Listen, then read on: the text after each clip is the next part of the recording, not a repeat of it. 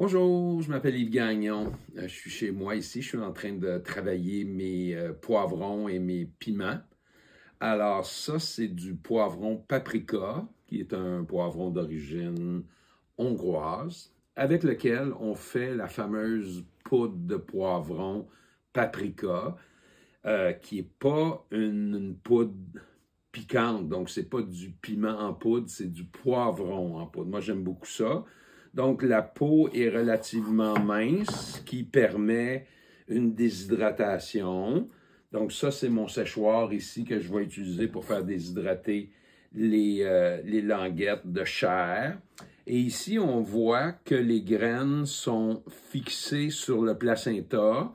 Donc, l'idée pour moi, parce que je suis producteur de semences de paprika, de poivron paprika, c'est d'aller chercher le placenta comme ça et de faire sécher les graines sur le placenta, parce qu'il y a encore un mouvement d'énergie entre le placenta et les graines, même une fois le placenta découpé. Ça fait que je les place ici, puis je vais les mettre à côté du poêle à bois, parce qu'à ce temps-ci, on n'a pas suffisamment de soleil pour bien sécher les graines en général, dont les graines de piment et de poivron.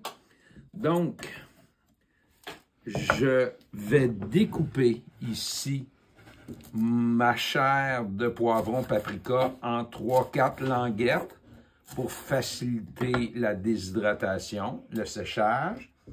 Et je vais placer ça ici, comme ça. Vous voyez, j'ai tout ça ici de poivron à traiter de la même façon. Je vais les disposer comme ça sur les plateaux ronds de mon déshydrateur ou de mon séchoir de marque Nesco. Alors, voyez-vous, ça, c'est la base. Ici, on place tout comme ça nos morceaux, un par-dessus l'autre. Et puis, l'élément va embarquer par-dessus et on va faire déshydrater à 58 degrés les languettes de poivron. Ça va prendre entre 12 et 16 heures.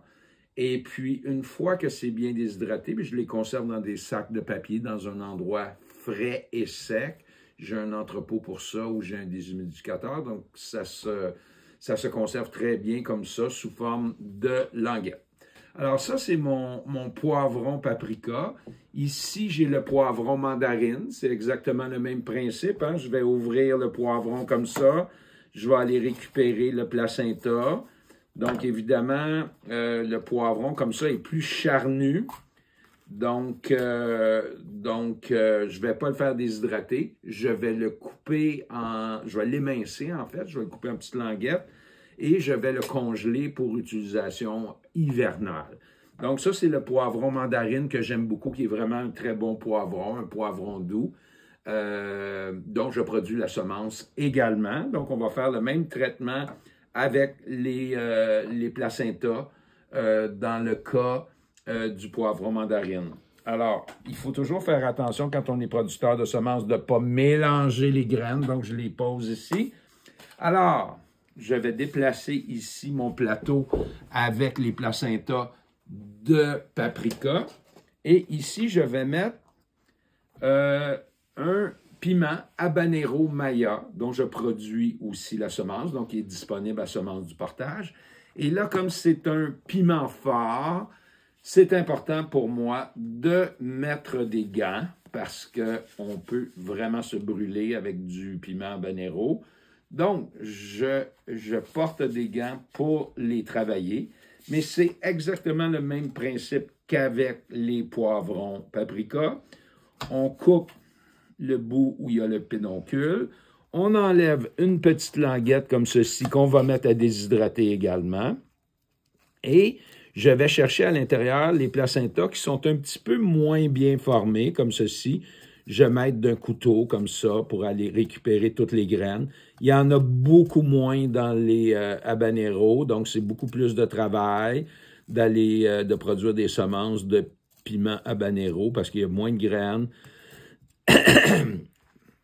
Alors, tout à l'heure, ou demain, quand les paprikas vont être bien sèches, bien là, je vais placer mes languettes de habanero Maya.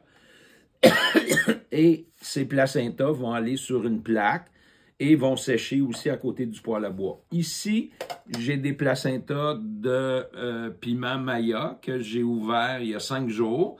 Alors là, ils sont bien secs, ou presque secs.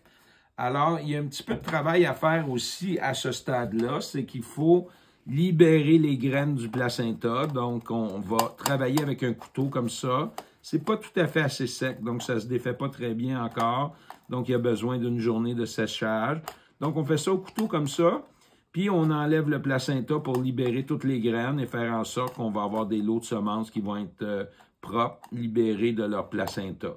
Alors, les placentas, je peux envoyer ça ici tout simplement. Donc, il manque une journée encore pour le séchage. Alors, ce qui est le fun, quand on a des piments et des poivrons déshydratés, c'est qu'on peut faire des mélanges pour faire une poudre de piment poivron qui ne sera pas trop brûlante et qui va être très intéressante à utiliser à la table. Alors ici, j'ai une de ces poudres-là. Alors cette année, je n'ai pas cultivé le rouge, le piment rouge de Masquinongé parce que j'en avais encore une bonne quantité.